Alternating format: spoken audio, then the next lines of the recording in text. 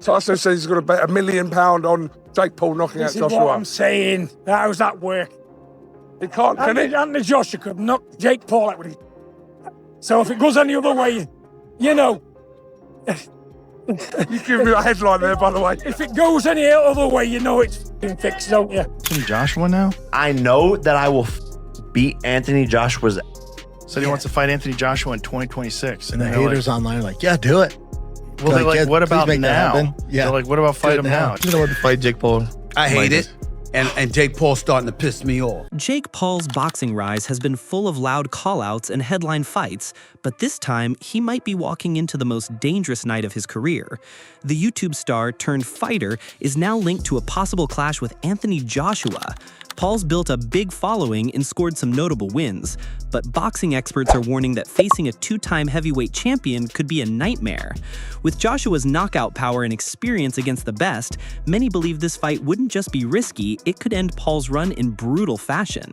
Jake Paul has reached out to Anthony Joshua a few times.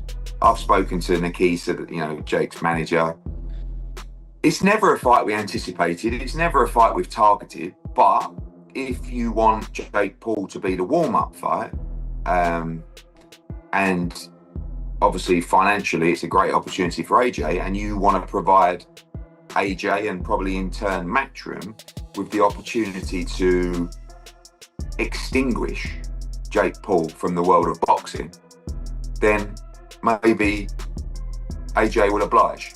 In a recent interview, Matchroom promoter Eddie Hearn revealed that Jake Paul is now the clear frontrunner to be Joshua's next opponent. He confirmed there are active talks between Joshua's team and Paul's manager, Nakisa Bedarian.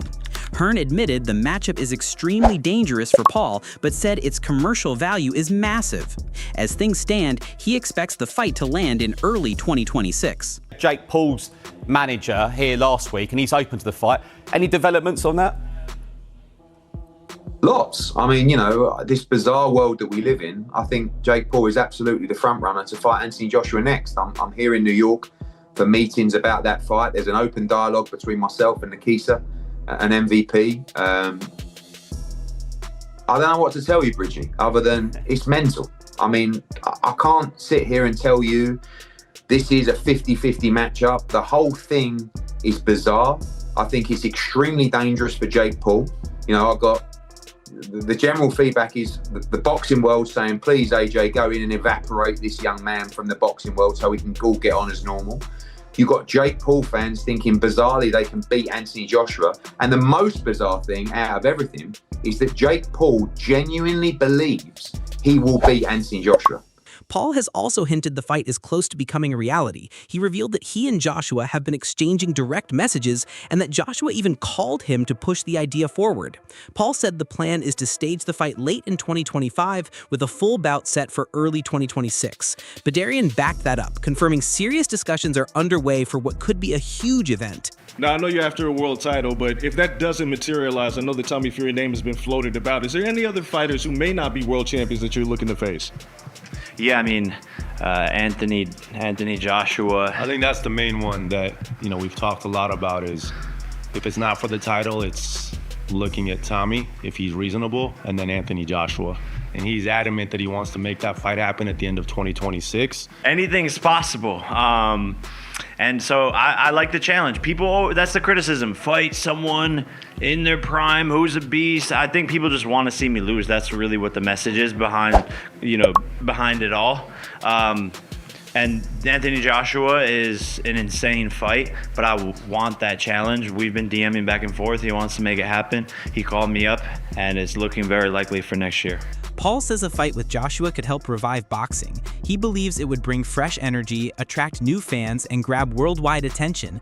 He compares himself to a breath of fresh air for the sport, claiming his mainstream appeal can pull in younger audiences who don't normally watch boxing. In his view, the sport needs that spark, and he can provide it by connecting entertainment and traditional boxing. But you said it's you and Joshua here. Now, is this fight done? What are we talking about? You know, it's going to happen. Like, seriously, it's going to happen.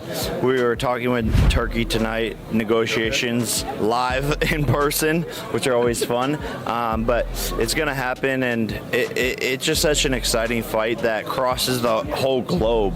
When you ask a lot of people about certain boxers, they don't know their names. And everywhere I've been going, I just talk about Anthony, and I don't have, you know, I'm global. So it's just such a good fight for the sport of boxing. And people will think I will die, but I will show them why I can rise against all odds and beat him. Everyone's been wanting to see it happen. Who will be the king of the United Kingdom? And who will be the queen of the United... Too soon? I'm praying that boxing doesn't happen to this fight. And what I mean by that is politics. People trying to take more money than they deserve. Fuck the money. Get in there. Make fucking history. This is one of the biggest fights that could happen over this past decade. Make it fucking happen, Eddie Hearn. Make it fucking happen, Frank Warren. Make it happen, Tyson. Make it happen, Anthony Joshua. We don't need fucking excuses. Don't let boxing ruin this fight. Get in the fucking ring and fight like men. The boxing world has strong opinions about Paul calling out Joshua. Many fans think his ambition is unrealistic and see challenging a proven heavyweight is over the top. Right, the real deal respond to me as I tweeted my thoughts about delusion, which again, I think is more about what Jake said about Anthony Joshua and what he'll do to him. That was the more delusional aspect of this. Amanda Serrano said, at Jake Paul is the truth.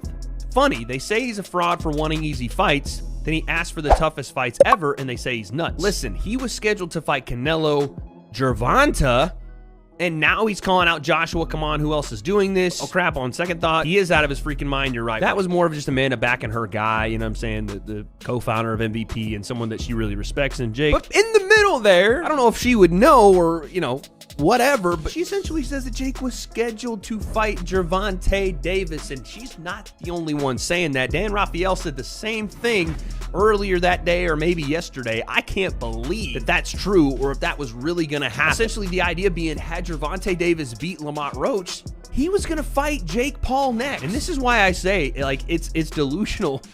Critics point to Paul's win over 58-year-old Mike Tyson as proof of a troubling pattern in his career. They argue he's picking aging legends for the spectacle rather than seeking true competition. Names like Carl Froch have dismissed Paul's skills entirely, saying his success is built more on hype than real boxing ability. Jake Paul, you've lost your mind if you think you can go toe-to-toe with Anthony Joshua. Listen, let's not get confused, guys. Let's not get confused. Yes, cool. Anthony took a big L with Daniel Dubois. But Daniel Dubois is not no joke, bro. He's not a joke. You know what I'm trying to say? He took a L there, but Jake Paul, I got the utmost respect of what he's done, how he's managed to navigate through the boxing world. Like, bro, it's so mad. And I can see this is like a 90%. It's happening, it's positioning, it's marketing already. Like, why would you see Jake Paul go face to face with Alexander Usyk if it's not to position for a fight for Saudi? Obviously, Jake Paul's gonna fight Anthony Joshua. There's possibly gonna be a Usyk against Tyson Fury 3, because obviously the last two were so close. But you never know. It can also be a Usyk against Derek Chisora. Do you know what I mean? You never know. Eddie Hearn agrees the fight would draw huge attention, but he warned Paul to be careful. He called Paul bold, maybe reckless, for chasing Joshua, a seasoned and dangerous heavyweight. Hearn admitted the payday would be enormous, but said the risks could be career-ending. In his eyes, this is the kind of fight that could leave Paul badly hurt or humiliated, no matter the hype around it. Jake Paul, Anthony Joshua, 50-50 fight. What do you make of that? Yeah, I just said in another interview, great if it is. I mean, if it is, then you've got no problem seeing it. But when AJ,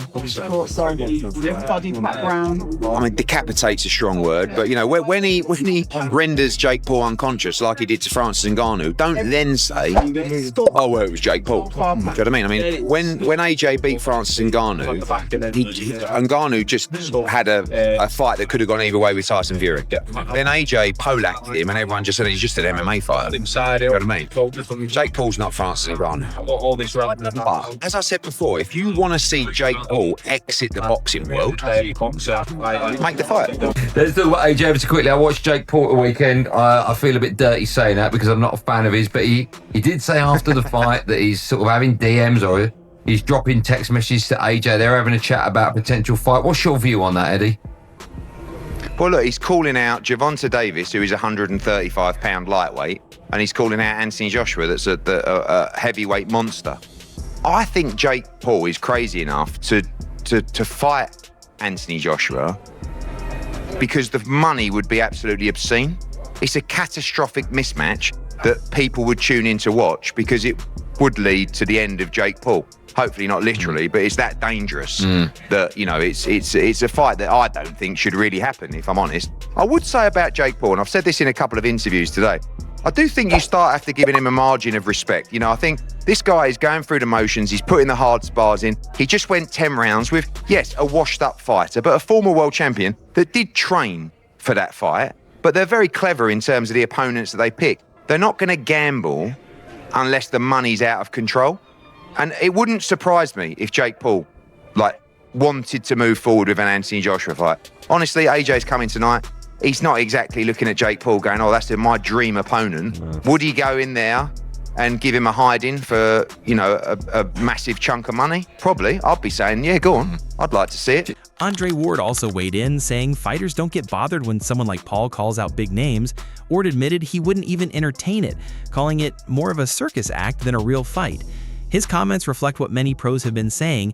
They don't see Paul's fights as legitimate boxing. I understood where Canelo's coming from. Anybody for that matter. If, like you said, if you've been in a fire, how dare anybody come to me and act like I'm supposed to fight you? And, you're a YouTuber that turned to boxing and I'm a champion walking around here and y'all acting like I need him. Do you think they're justified in feeling annoyed when people come at them like that about Jake Paul? I understand completely where Canelo's coming from. If I was an active fighter, I wouldn't entertain it either.